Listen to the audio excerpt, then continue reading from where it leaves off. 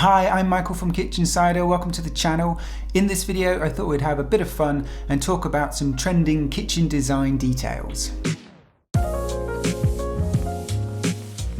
So these are more of your design details rather than the bigger overall aesthetics like Japandi, minimalist, biophilic, which I've talked about before in another video I'll leave a link to. These are some smaller design details or sort of accents for your kitchen that I'm seeing more of and think will be trending or just getting more popular over the next year. So I've got 5 design details to show you and talk about, starting with what I'm going to call the extra tall upstand. Taller than a regular upstand, but not as tall as a full height backsplash.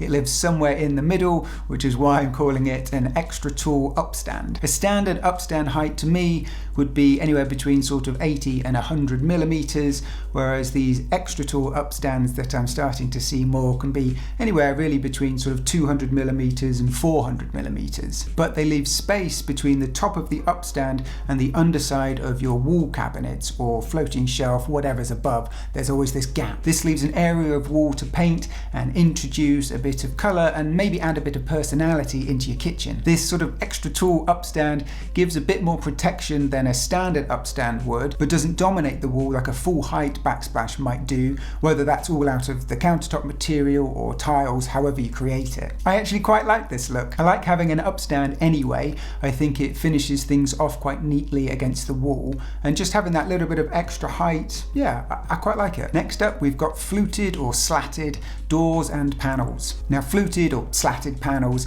have been around for a long time, but it's something I'm seeing more of over the last year or so, and I think we'll continue to see more so this year as well. I think we're going to see this a lot on kitchen islands to create more of a feature look to the island, as well as on wall cabinets and cooker hood surrounds as well. Again, to help create more of a focal point and a real feature to the cabinetry. It's something that adds a bit more visual interest and sometimes some texture and depth into the cabinetry. And another way to add some contrast into your room as well. If you have slab doors or shaker doors for the rest of your kitchen cabinets, adding some of these slatted or fluted elements can help break up that and create a bit of contrast within the kitchen. Personally, I like this look. I think it can work really well. I talked about this particular kitchen from Blake's in another video, and I think it's a perfect example of using this design detail really well to create an amazing kitchen. Next on my list is natural wood finish doors. Again, wood finish doors are nothing new.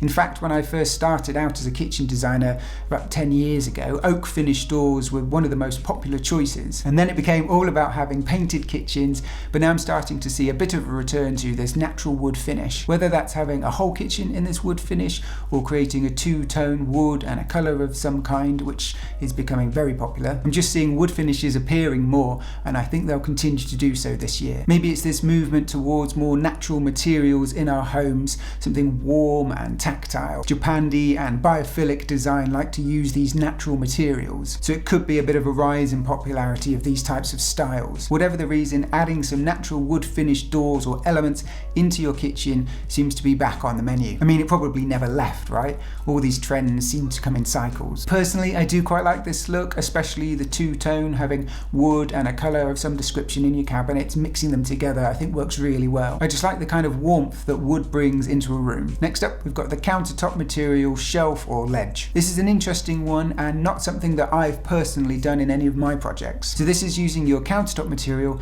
to create a shelf or ledge in your kitchen, often on top of a backsplash of the same material. So your countertop sort of flows up and creates this little shelf or ledge all out of the same material. Now, I'm definitely seeing and doing more kitchen projects where clients don't want any wall cabinets at all. We might add some floating shelves, but we want to completely open the space up and make it airy and light, a bit of a minimalist vibe. And I think this design detail of creating this shelf or ledge out of the countertop material is really just taking that concept of the floating shelf and just elevating it a little bit by using this different material. Yeah, I quite like this look. It's nice if you've got some things to show off on your shelf, but personally I think I need some wall cabinets. And lastly, we've got plaster finish walls. Perhaps more of an interior design detail than a kitchen design detail per se, but it's something I'm seeing a lot more of recently. Having that plaster finish or lime wash or chalk paint, whatever you want to call it, however you want to achieve it, on that wall behind your countertop. It's a great way to add some more texture, and if you want a bit of colour into your kitchen. Again, I think this is inspired by some of these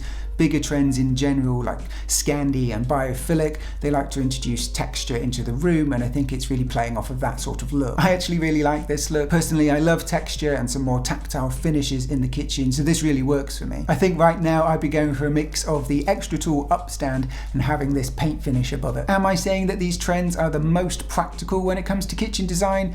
No. Far from it. But trends are fun to look at and maybe get a little bit of inspiration from. Remember, as I've said before, just because something is trending doesn't mean that you should get it for your kitchen. Always get the type of kitchen that you love and works for you. It's your kitchen. So, would you include any of these in your kitchen project, or are there any other design details that you think are going to be trending or just gaining in popularity this year? Let me know and leave a comment below. As always, thank you so much for watching, and I'll see you in the next one.